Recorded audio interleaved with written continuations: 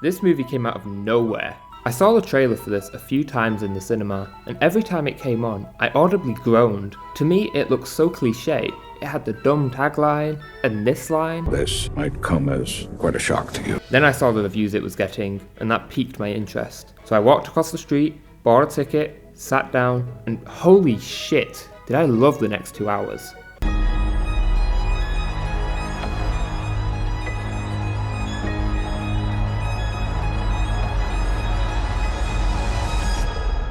Ad Astra is my dark horse film this year.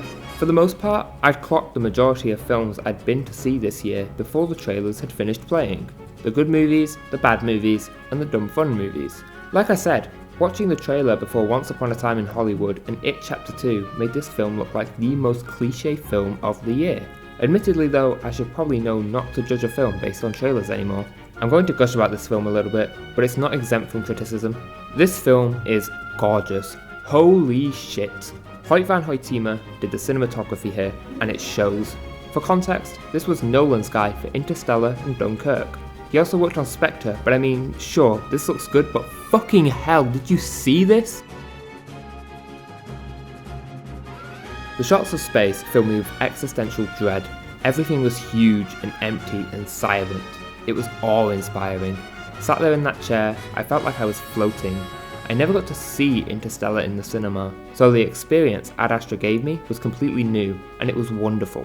The music here made that sense of isolation all the more palpable. I want to hear more of what Max Richter has to offer, because honestly, I'd go as far as to say that this may be the best OST of this year.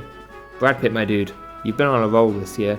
You were in a Tarantino film, starred in this one, and that's about it, but I mean, you're 2 for 2. His performance here was a very slow burn, and is like an onion. Layers! Onions have layers. Ogres have layers. Onions have layers? You get it. We both have layers. Brad Pitt's performance is accompanied by a lot of narration, and I mean a lot. CinemaSins, I've got your video on this film here just for you. Narration. The narration was a great tool for showcasing Roy's loneliness and isolation. It was a very effective way of getting the viewer on exactly the same wavelength. That didn't stop it from getting fucking annoying though. Basically, the narration would be a repeat of exactly what I was thinking. It felt like the screenwriters didn't think I was paying attention to their film, and it was grating on my last nerve. Let's get back to strengths. The world building here was both incredible and depressing. It was a little too real, but honestly, I really liked it. This was one element of the film that didn't draw attention to itself. There's big space antennas on Earth, colonies on both the Moon and Mars, resource wars on the Moon, research craft floating through the solar system. There's a fucking Starbucks on the Moon. It's sadly too real. I can already feel myself falling into spoiler territory, so consider this your full spoiler warning. Skip to the time on screen for my final verdict. Launching in 3, 2, 1. So the film starts and Brad Pitt is working on this space antenna. Everyone loves him and gives him high fives and know really he's just so cool, you guys. Then something mysterious comes from space, and the antenna starts to explode. So Brad decides to pull a Felix Baumgartner? Austria.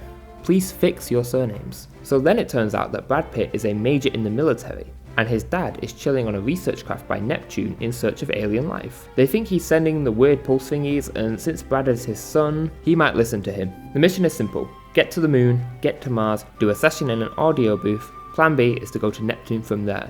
The story is basically Fallout 3 in space. Side note, the pillows on Virgin Atlantic moon flights are $125. What the fuck, guys? That's like 4% of a New York apartment. Once they get to the Moon, the film is basically Brad Pitt has to get from point A to point B.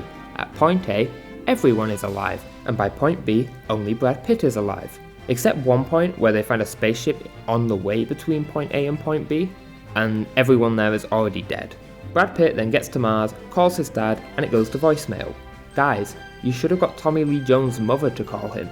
The second he sees one missed call, he'll be shitting himself. Then NASA cancels the mission, but Brad Pitt goes rogue, becomes a stowaway on a rocket headed to blow up Tommy Lee Jones, and accidentally gets everyone killed. The rest of the film is Brad Pitt sulking in space. He didn't bring enough podcasts. This is where I would put my Audible ad, but I mean, yeah. Subscribe? Then Brad Pitt reaches Tommy Lee Jones, gets told his dad doesn't love him, and that aliens don't exist. He then throws his dad to the depths of space and blows up the research craft. He gets back to Earth, and despite committing manslaughter, everything is fine. It's a sort of dumb plot with a lot of threads that don't really need to be there, but in the end it delivers its message in a surprisingly emotional way, with some gripping twists and turns to boot. Overall, despite the fairly weak plot, this film is one of my favourites of the year. The action scenes are tense as hell, space feels just as scary as it should, it's a visual treat, like a feast for the eyes, except it's an endless buffet. Where the film is good, it's firing on all cylinders, but the weaker elements bring it down from being a rounded experience. The best way to enjoy this film is alone. Let yourself get sucked into space and drift away into isolation. You need to see this on the biggest screen you can find. It is 100% part of the IMAX club this year. I will definitely be going back to see it again in IMAX. Thank you for watching. If you like what you saw, why not subscribe? It keeps you notified of when I post my dumb reviews.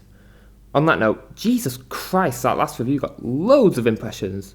3,000 in 3 days. That's like 20% of my channel impressions as a whole. It feels like I'm growing, and I'd love to keep it that way. Next review will most likely be Jurassic World Battle at Big Rock, followed by 2 Fear the Walking Dead videos. Releases are a little dry until Joker comes out.